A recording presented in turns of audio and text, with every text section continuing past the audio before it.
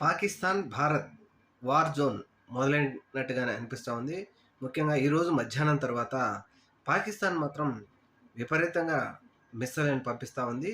అయితే మన Bharat యావియన్ air force మాత్రం ఎక్కడికెక్కడ గాలిలో లేసిన ఇంతకుముందు చెప్పినట్టుగానే గాలిలోకి వచ్చిన మిస్సైల్‌ని గాలిలోనే వాటిని మట్టుబెట్టేస్తా ఉన్నారు.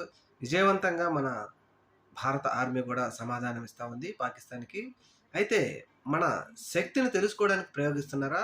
లేకపోతే యుద్ధానికి పూనుకొనే పాకిస్తాన్ చేస్తుందా అంటే, యుద్ధానికి పూనుకొనే ఈ పని చేస్తా ఉంది పాకిస్తాన్ అంటూ ఒక సమాధానం అయితే నెటిజన్లు చెప్తా ఉన్నారు.